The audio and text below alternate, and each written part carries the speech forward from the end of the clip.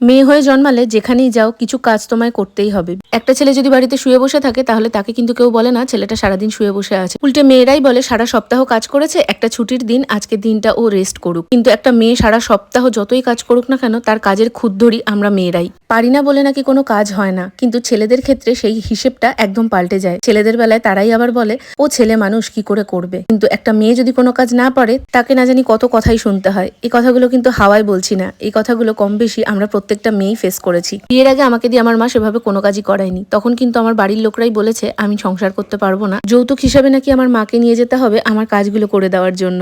অসুবিধা যে একদমই হয়নি সেটা বলবো না, যেহেতু কিছুই পারতাম না তাই অনেক সমস্যায় পড়তে হয়েছে। একটা সময় ঠেলা খেতে খেতে না মানুষ সবকিছু শিখেই যায়, শুধু পড়ে থাকে সেই তিক্ত স্মৃতিগুলো যেগুলো কোনোদিন মোছাই যায় না। জীবন আমাকে অনেক ভেঙেছে, অনেক মানুষের রূপ চিনিয়েছে। এই বছরটায় সেই সমস্ত কিছু পেছনে ফেলে আমি চাই নিজের একটা পরিচয় তৈরি করতে, নিজের ছোট ছোট স্বপ্নগুলো নিজেই পূরণ করতে।